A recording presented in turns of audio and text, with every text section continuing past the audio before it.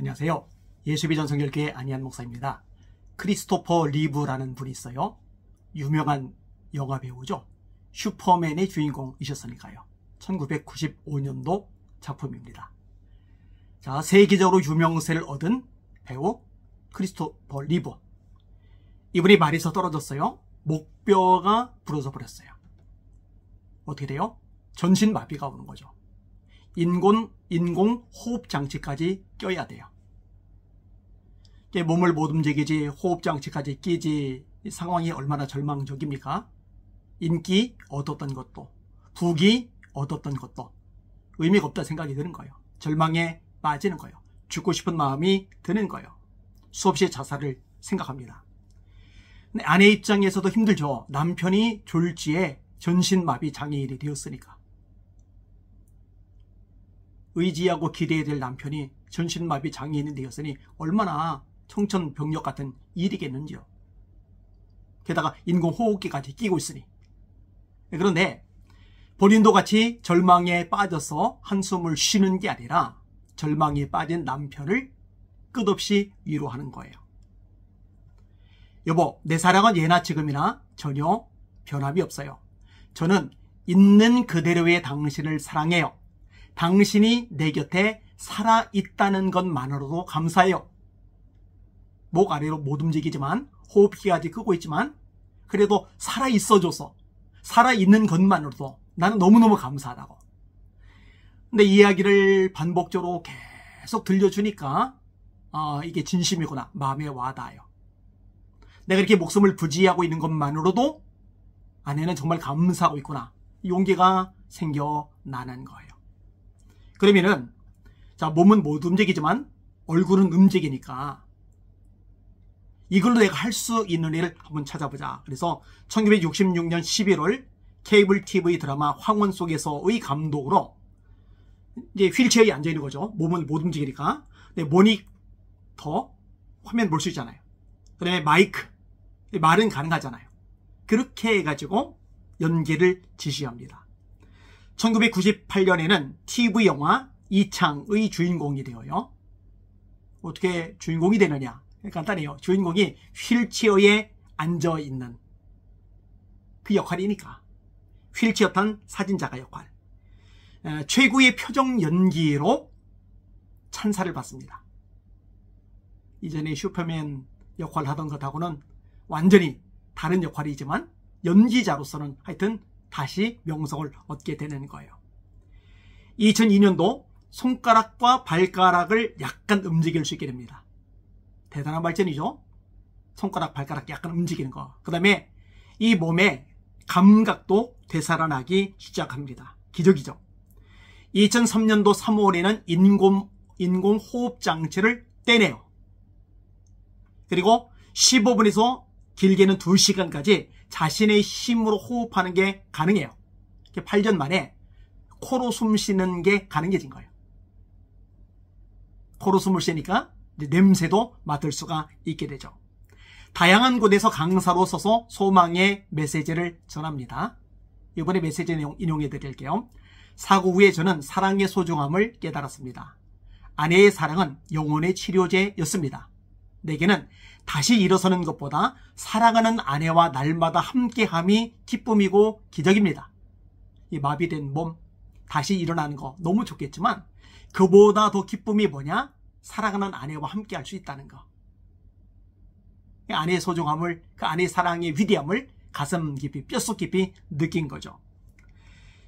나는 삶을 헤쳐나가는 방법을 깨달았습니다. 그것은 내가 가진 것을 돌아보고 감사하고 내가 할 수 있는 것을 바라보고 감사하는 것입니다.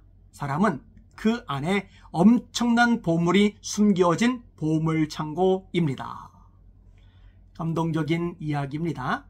이 내용을 접하면서 크리스토퍼 리브의 아내가 성경에서 말하는 현숙한 여인인 것 같다. 이 생각이 들었어요. 정말 아내를 잘 만난 거죠. 이 현숙한 여인은 잠언 31장 10절 이하에 나와요. 누가 현숙한 여인을 찾아 얻겠느냐? 그의 값은 진주보다 더하니라. 그런 자의 남편의 마음은 그를 믿나니 산업이 핍절하지 아니하겠으며 그런 자는 살아있는 동안에 그의 남편에게 선을 행하고 악을 행하지 아니하느니라. 이 말씀을 떠올리면서 제 자신에 대해서 한번 적용을 해봤어요. 그러면 내 아내는 어떤 여자일까?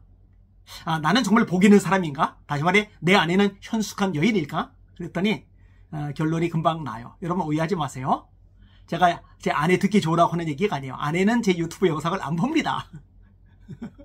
그러니까 제가 이런 얘기하는 것도 몰라요. 자, 저희 교회가 링컨 국제학교를 시작했어요. 그런데 학생들이 아직 많은 상황이 아니죠. 여기다가 이제 비용 투자는 그래도 많이 해야 되죠. 기대하는 마음이 있어요. 설레요. 하나님께서 역사하실 것을 바라보게 돼요. 왜냐하면 하나님이 감동 주셔서 시작했으니까. 근데 이제 음식을 매일같이 차려야 된단 말이에요. 기숙사 학교니까. 근데 제 아내가요, 제가 시킨 게 아니에요. 제가 제안한 것도 아니에요. 본인이 알아서 필요하면은 밥을 해주는 거예요. 점심 해주고 저녁 해주고 아침은 이제 간단하게 먹으니까 건너뛰고. 근데 성도들이 나도 하겠다 해서 여러 사람들이 자발적으로 막 해주고 있어요. 너무너무 귀한 성도님들, 너무너무 고마운 성도님들이죠. 근데 성도님들이 혹시 없으면 아내가 계속 할 생각을 하고 있어요. 여러분, 남편 또 자식 밥 매일 차려주는 것도 쉬운 일이 아닌데 다른 사람들 식사까지 계속 차려준다? 이거 부담될 수 있거든요. 근데 기쁨으로 하고 있어요. 귀하죠. 귀하죠. 자, 제가 해외에 나갈 때요, 저는 신경을 하나도 안 씁니다. 비행기 티켓팅 아내가 해요. 호텔 숙소 예약하는 거 아내가 해요. 경로 일정 아내가 다 짜요. 짐 싸는 것 아내가 다 해요. 저는 뭘 하느냐, 당일날 그냥 차 타고 나가면 돼요. 근데요, 이런 식으로 모든 것들을 다 알아서 척척척 해주니까 제가 하는 일이 많잖아요. 할 일이 진짜 많잖아요. 그러니까 그런 거 일절 신경 쓰지 않고 제가 해야 될 일에만 집중을 할 수가 있어요. 그래서 저는 제 아내가 현숙한 여자라고 생각을 합니다. 팔 하나 없는 저에게 시집 와가지고 남자가 해줘야 될 일까지 아내가 다 하잖아요. 싱크대 고치는 거, 화장실 변기 수리하는 거, 형광등 갈아 끼는 거, 벽에 못 박는 것, 이것저것 수리하는 것. 그런데 한 번도 이런 걸로 원망하거나 불평한 적이 없어요. 현숙한 여인이라고 생각합니다. 저는 사실요, 모든 그리스도인 여성들이 현숙한 여인이 되어야 된다고 생각합니다. 요즘 세상의 흐름은 뭐예요? 네가 하는 만큼 나도 한다예요. 조건적이에요. 제한적이에요. 그러면은 예를 들어 믿지 않는 남편일 경우에 무엇을 보고 예수 믿겠느냐고요. 그게 계산하면 안 되는 거잖아요. 그죠? 베드로서의 말씀입니다. 3장 1절 이하에 아내들아 이와 같이 자기 남편에게 순종하라. 이는 혹 말씀을 순종하지 않는 자라도, 예수 믿지 않는 사람, 말씀에 순종하지 않는 남편, 교회를 다니지만 또 믿음이 없는 남편일 수도 있겠죠. 말씀을 순종하지 않는 자라도 말로 말미암지 않고 그 아내의 행실로 말미암아 구원을 받게 하려 함이니 너희의 두려워하며 정결한 행실을 봄이라. 너희의 단장은 마음을 꾸미고 금을 차고 아름다운 옷을 입는 외모로 하지 말고 오직 너희 마음에 숨은 사람을 온유하고 안정한 심령에 썩지 아니할 것으로 하라. 이는 하나님 앞에 값진 것이니라. 제가 볼 때 이런 여성을 아내로 맞을 수 있다. 그러면 그 남자는 최고의 복을 받은 여성입니다. 그런 아내를 달라고 기도하시고 그런 아내가 되게 달라고 기도하시는 여러분들 되기를 원합니다. 나만 그렇게, 내 남편은 그렇게 못하는데 손해잖아. 그게 참 어리석고 미련한 생각이에요. 하나님께서 기뻐하시고 하나님께서 갚아주시고 하나님께서 복을 주시는데 그럼 된 거 아니겠어요? 세상 영향을 받아서 세속화되어서 자꾸 그런 식의 생각을 하는 겁니다. 말씀에 서는 저 여러분들 모두 되기를 소망합니다. 날마다 주님 바라보고 주님의 이름으로 전진하며 승리합시다. 할렐루야.